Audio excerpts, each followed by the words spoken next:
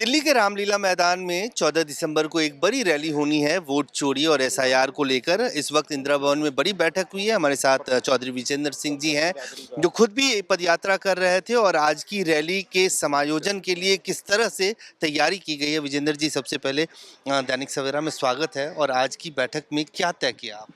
बहुत बहुत धन्यवाद दैनिक सवेरा के सभी देखने वालों को।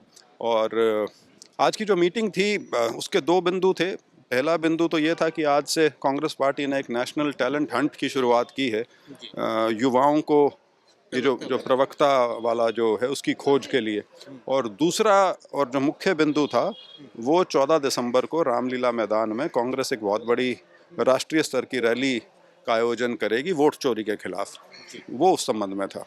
वोट चोरी के खिलाफ आपके नेता बहुत मुखर है, राहुल गांधी बहुत मुखर है। हरियाणा के संदर्भ में सबसे पहले उन्होंने ये बताया कि किस तरह से हरियाणा में एक एक बूथ पे किस तरह से इस तरह के स्कैम हुए हैं। किस तरह का हरियाणा का पार्टिसिपेशन रहेगा और क्या आप वाकई में मानते हैं कि हरियाणा के मैंडेट को हाईजैक किया गया?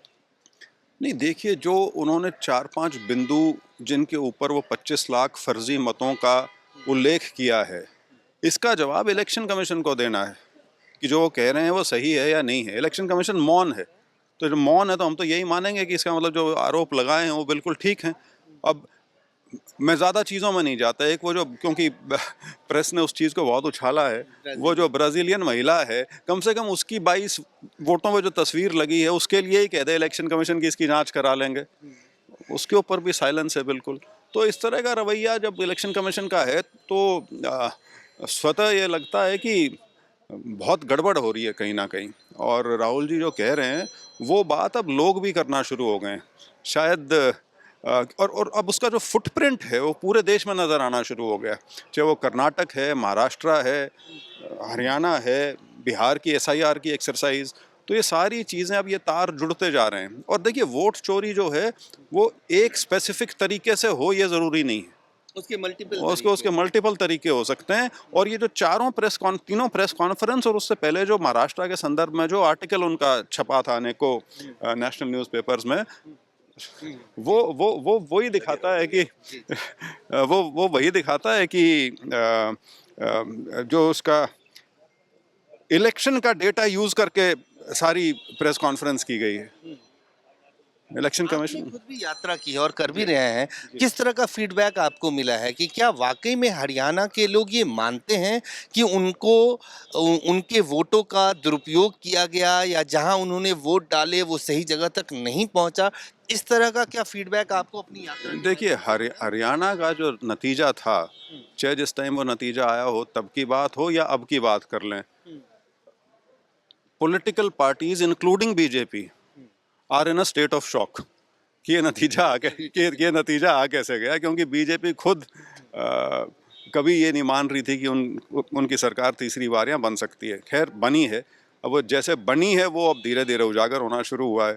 तो लोगों में तो ये चर्चा बहुत पहले से था, लेकिन नॉर्मली होता है कि एक शॉकिंग रिजल्ट जब आए तो लोग सदमे में चले जाते हैं एक हिसाब से।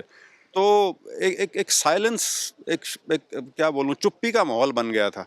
तो वो अब उसमें मुखरता आनी शुरू हो गई। तो लगता है कि बीजेपी जो ये दलील दे रही है कि एसआईआर तो घुसपैठियों को बाहर करने के लिए है और जब घुसपैठियों को बाहर करने का एक्सरसाइज चुनाव आयोग करता है तो सबसे ज्यादा दर्द कांग्रेस पार्टी को। हाँ, उनका बिल्कुल सही उन्होंने सोचा है। अमित शाह जी, गृह मंत्री जी ने अपने पूरे इलेक्शन कैंपेन में ये मुद्दा उठाया।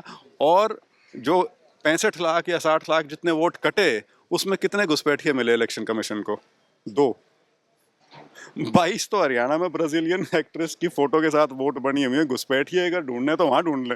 वो उसका वो तो ये देखिए, ये जब घुसपैठिया शब्द है ना, या डीमक, ये सिर्फ एक समुदाय के लिए इस्तेमाल हो रहा है, पोलराइजेशन के लिए। उसका सच्चाई से कोई वास्ता नहीं है।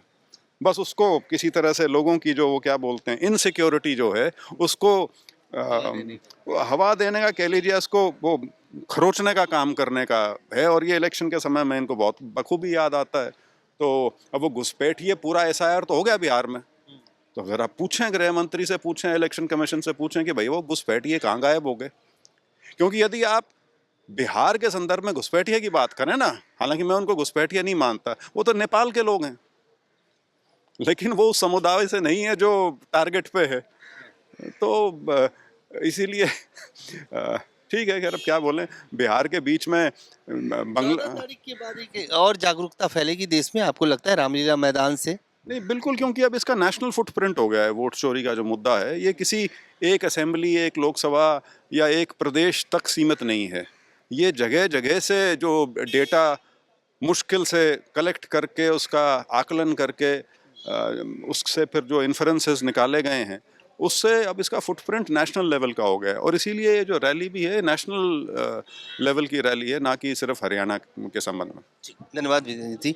तो साफ तौर से साफ तौर से चाहे दीपेंद्र हुड्डा हो या चौधरी विजेंद्र सिंह हो, इन सब का ये कहना है कि ये इसका नेशनल फुटप्रिंट हो गया और 14 तारीख को जो ये रैली होगी, उसके बाद इसका असर न सिर्फ हरियाणा में बल्कि पूरे देश में देखने को मिलेगा। कैमरामैन फिरोज के साथ अजय झा, दैनिक सवेरा, दिल्ली।